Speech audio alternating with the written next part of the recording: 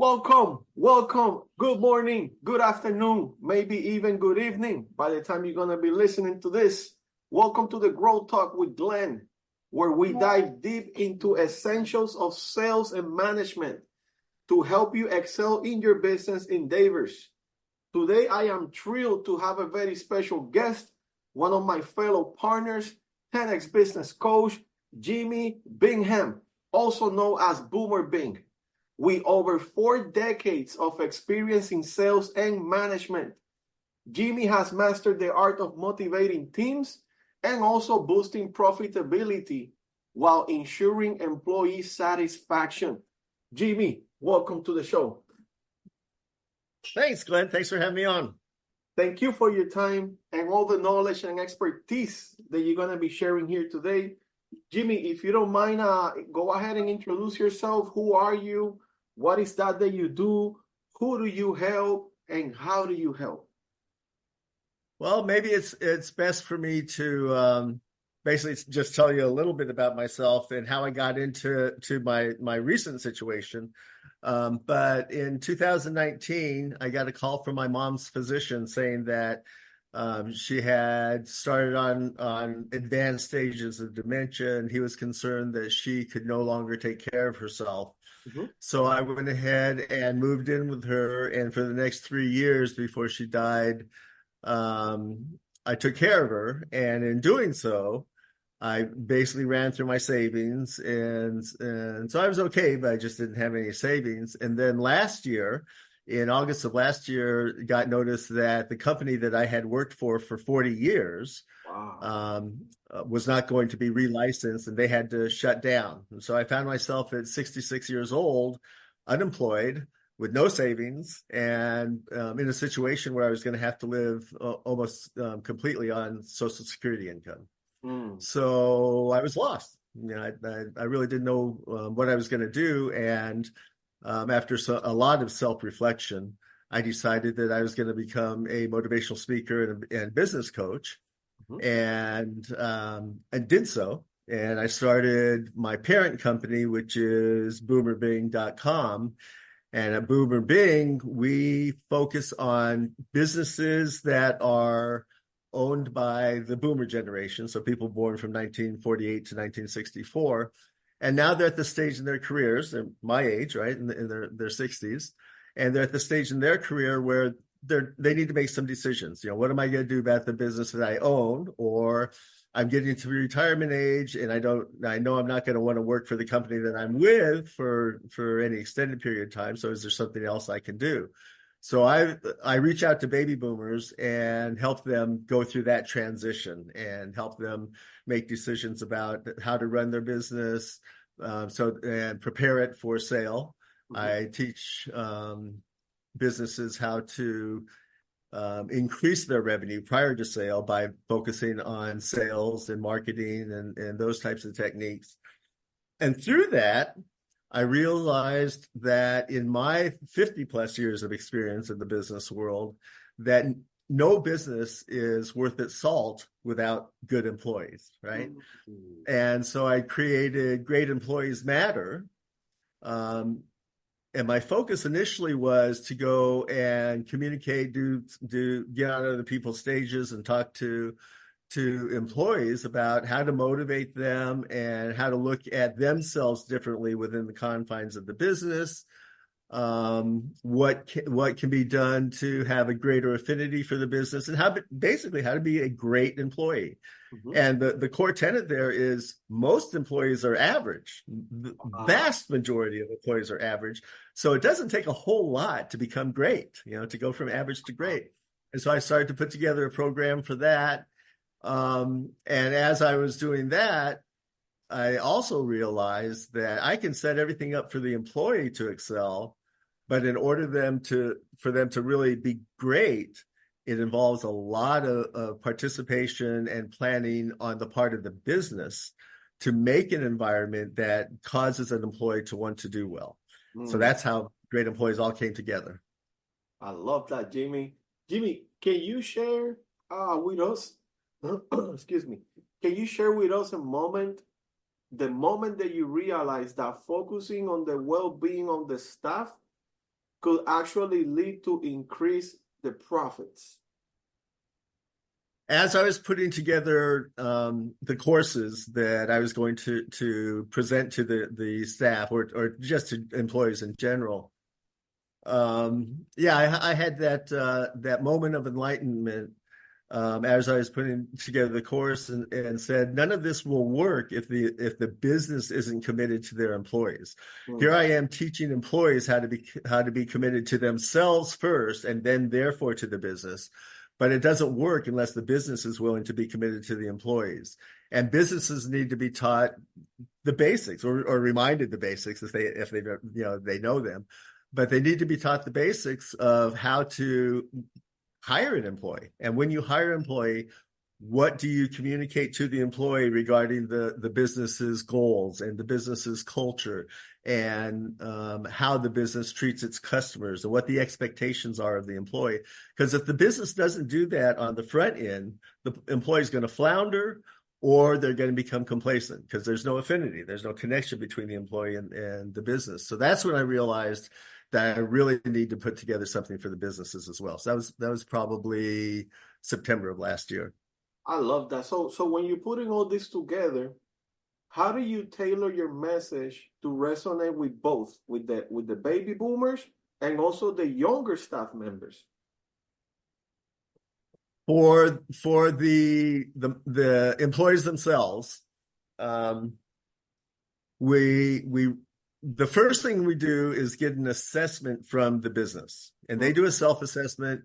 It's primarily 3 sections. There's one for basically how your employees are doing, one for the sales process, one for the marketing process. Some businesses only want to, because I'm focusing on the employee side, they complete the first section. And that gives me a good idea of what the business already has in place for their employees. From that, I go back to the businesses, we go through the assessment, and I say, these are areas that you might want to consider modifying or adding to or even changing. Yeah, there have been situations where I've gone in and said, you're doing this all wrong. From there, I get permission from the business to have seminars with their employees. I do offer seminars without a business owner present, and I offer seminars with the business management present.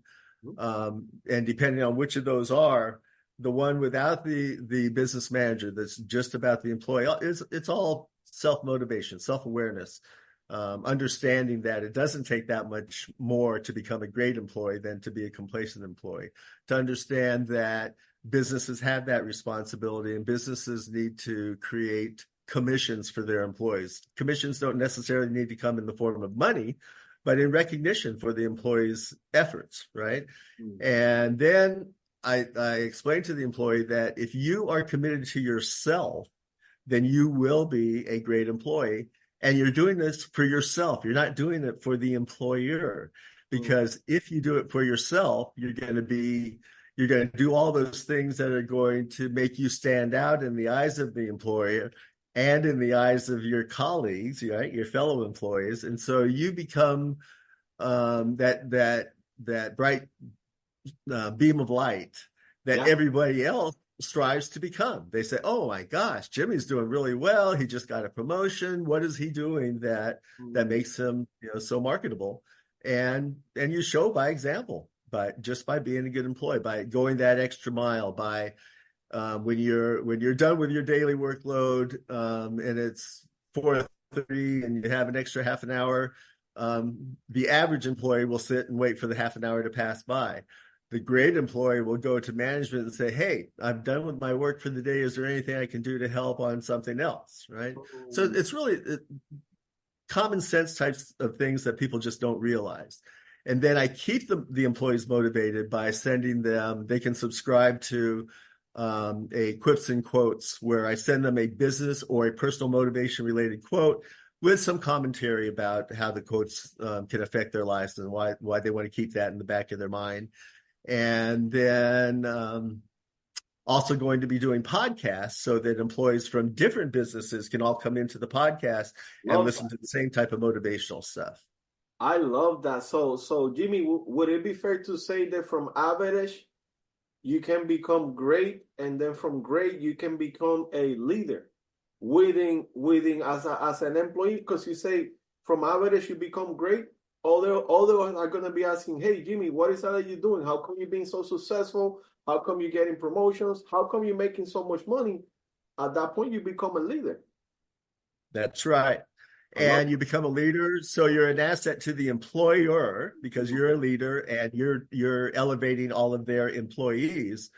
But you also posture yourself so that if you're in a company that doesn't appreciate you the way you should be appreciated, now it. you're yourself are more marketable. A lot of people don't leave a job because they're afraid. But if you're an excellent, great employee, you have nothing to be afraid about because you've already proven that you're the type of employee that a business would have. Or even further, now you're gaining the background and experience. You know what a great employee is. So you might want to go ahead and start your own business. And Mm. now you have the tools to be able and be a great owner, a great manager in any other business as well.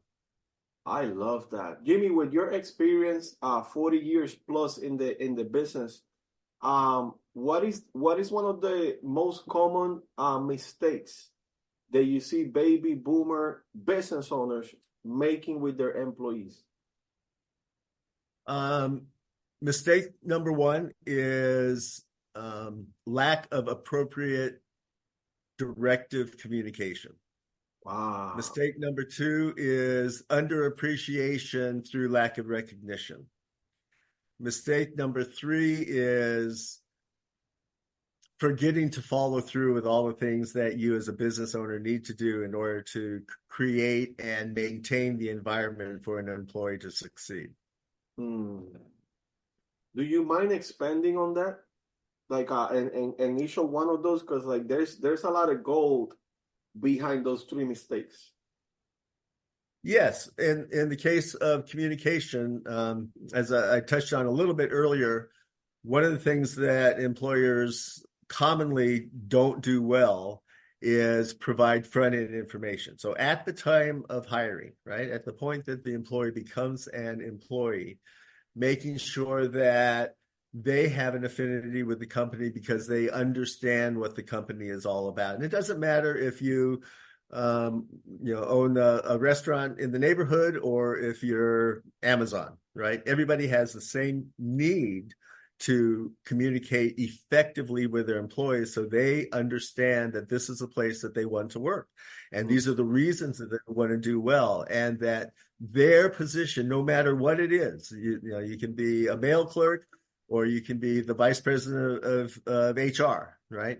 No matter what the position is, the employee needs to understand how important that position is to the company, to other employees, and to the customer. So in the case of the mail clerk, the employee needs to understand it is so important for you. We have 800 pieces of mail that come to your desk each day. It is important for you to make sure that you categorize them properly because the mail returns are handled differently than the mail that comes in asking for information, which is separate than complaints, right? So there are three different types of mail, and your job is to get them to the right employee that's responsible for responding. Because if you send the return mail to the person that's responsible for handling complaints, everybody just gets frustrated, right? The person says, "Why am I getting this mail? This should have gone to John," right? And so if the mail clerk understands the value of that and the cost of not doing their job well, then they're going to be more committed to doing their job, right? Mm. In the case of employees that don't set up good incentive programs, what I referred to before as commissions, all too often businesses think that employees are just there to earn their paycheck and they have a job for them to do, and that's just how they approach it. If you do that, then that's exactly what you're going to get. You're going to get Wow. employees that just want to get a paycheck. And so they're Wow. not going to go above and beyond. They're only going to do what they're told to do. And sometimes they don't even do that. And now Wow. you're stuck with a poor employee. It's more expensive to fire and hire and retrain a new employee than it is to do a good job on the front end to educate your employee. So that for that piece, I think that's crucial. in the case of businesses that don't follow through, you need to establish a routine for the businesses to monitor the effectiveness of the employee and to communicate that back to them, right? If you're good on the front end of establishing and setting expectations, if you have a problem employee, when you sit them down, you don't have to have a confrontation, right? Glenn, when we hired you, did we make it clear that this was your role and responsibility? This is your expected productivity, your output, and these are the things that you can or cannot do. And Glenn says, yes, that's true.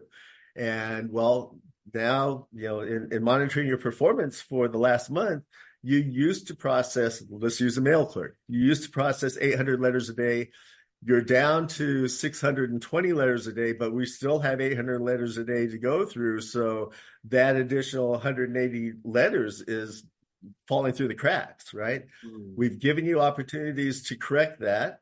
You've said that you're going to do it and you haven't been able to. So this is not necessarily, a fault of yours. We just don't believe that this is the right place for you to be working because you haven't been able to follow what we had established on day one of your hiring. Right? So it makes it easy then to let go of an employee that has problems, which you don't want to do because, again, it's more expensive to train a new employee than to retain an old employee. And one byproduct of that, by the way, is if businesses understand that, then it's easy to also train them that it's easier to it's less expensive to maintain a client than it is to go out and get a new client. So that just opens the door for us to have a whole different set of additional trainings for the business to teach them how to do that, right? To manage their sales team, to direct their marketing team, all that type of stuff just falls into place. I love that. That's so key because communication, when you set expectations, targets, goals for each of those individuals, employees, or even at the management level, whenever they're not performing, you can go back to it and be like, listen, we talked about this. We agree that this is what we're going to be doing. And for some reason, you're falling short, right? I love that. Correct. Expectations, outcomes, goals, targets at the beginning of that first conversation of hiring. Jimmy, if you could go back in time, what advice or recommendation would you give to your younger self just starting out in sales? If it was in sales specifically, it's to grow a thick skin, to follow through, right? In sales, most people that are in sales, unfortunately, don't know a lot about sales, right? They get thrown into a sales position because they have a great personality or they might know the product line or whatever it is. So they get thrown into sales, but they don't understand what sales is all about. They've never been told that the most sales are made between the 5th and 12th contact with a prospective client, right? So they give up after 2 or 3 calls. And it's the employer's responsibility to train that salesperson. Had somebody done that for me when I first got into sales before, I had worked at the University of Southern California before I went to the other company that I ultimately ended up becoming the CEO of. If somebody had told me those basic sales techniques then, we would have grown exponentially. As it was, I took them from a $2 million company to a $27 million company. So I had some success, but can you imagine if I had all the right tools, if I had that base of knowledge, I could have taken them to 270 million. Wow. There's no doubt. Wow. And I'd like to impart that on employees and employers. Now that you talked about that, what would be that one sales or management strategy that you think is underrated, right? But it's also incredibly effective. Now that you mentioned that they not having the right tools, you still took a company from 20 to how much you say, from 20 to 60? 20, from 2 million to 27 million. So and not having like those type of skills and strategies that you have now, what is that one thing, that strategy that you think is being underrated but is still effective? Perseverance. Ooh. In what aspect? In understanding the value of follow-up communication, communication in general. But too many salespeople just give up early. They give up prematurely. They assume that the person that they want to have as a client is not going to be a client because they didn't return their phone calls. There's lots of reasons people don't return phone calls. So you have to be persistent, and that persistence is a common thread through all points of management and all points of employment, right? If you're an employee and you're falling behind on your workload, then you just need to be persistent and ultimately get it done. Don't give up and then create a situation where you're not appreciated by your employer, right? You've got to figure out ways to get it done. Don't give up. Don't give up. How many times in your career and your experience, right? And like you see employees or even managers or even executives giving up too early? Every day. Wow. Every day, people just, they give up. They give up on themselves. They give up on their opportunities. They give up on their companies. We all have an ability to do something, right?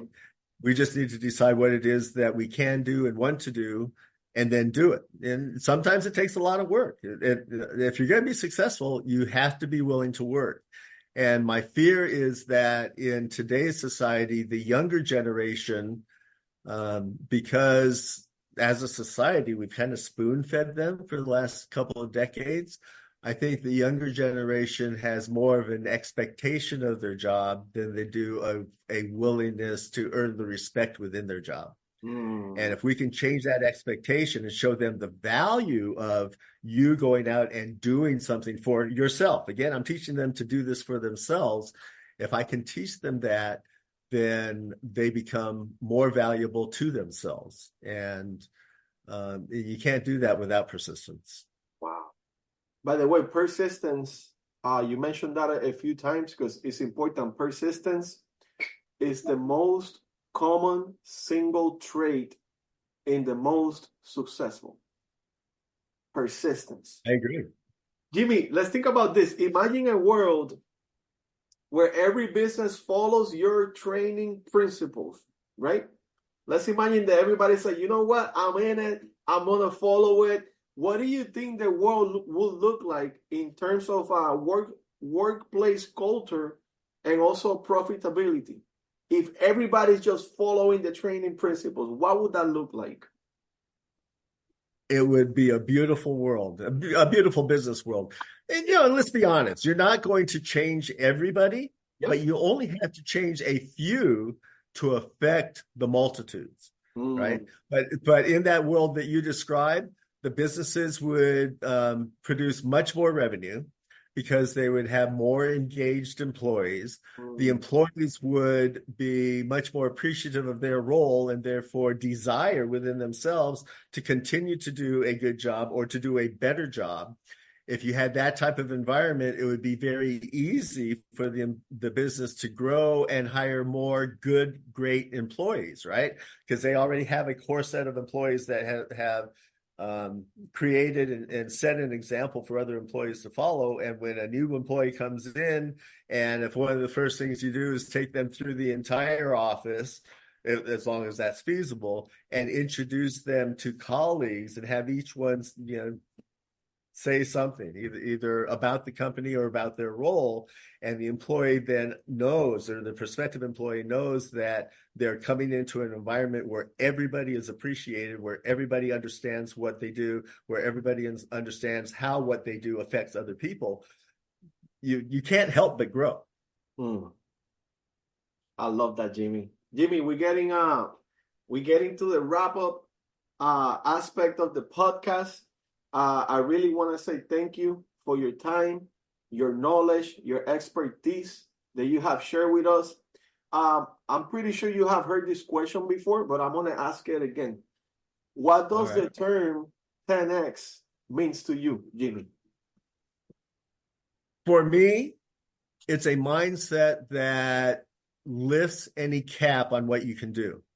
So your 10x, if you strive to do anything, and then your mindset is, I want to do that thing 10x, 10 times more than I had even envisioned that I could do. If you think that your world would be absolutely changed if you were able to generate $10 million a year, then your processes at that point should be to strive to get to $100 million a year. Because if you're going to that 100, you're going to hit the 10, no problem.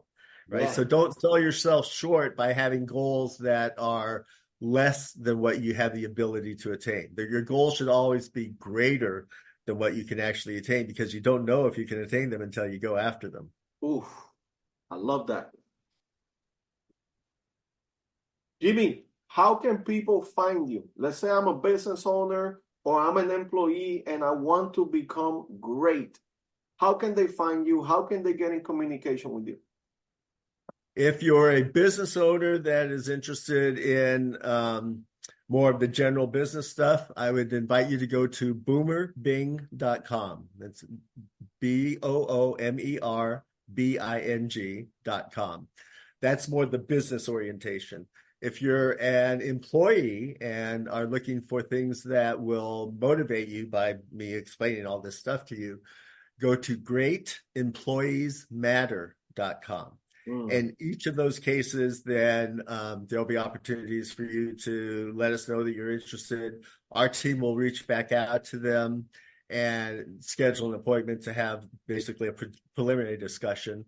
Yeah, that's the best way to get in touch with us. I love it, guys. Do not sleep on it.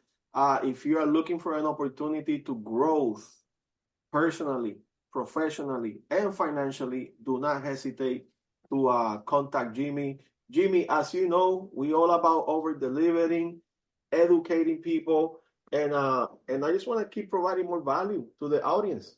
So would that be okay that we close with a quote?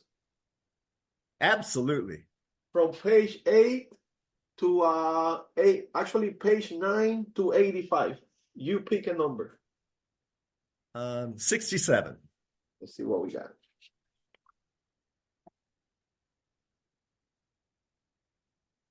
Oh, here we go. You won't achieve success. Actually, I'll take that back. You won't achieve massive success without attracting haters. Oh, interesting. You won't achieve massive success without attracting haters. And the best part about haters, they will be your best promoters for free. That's right. That's right. And we'll help teach companies how to take advantage of that opportunity. Yes. Thank you so much for your time, Glenn. Thank you, Jimmy. It's always a pleasure. Wishing you the best of success, health, and wealth. And let's go help more people to become a better version of themselves. Let's go, Jimmy. Thank you, sir. Let's go.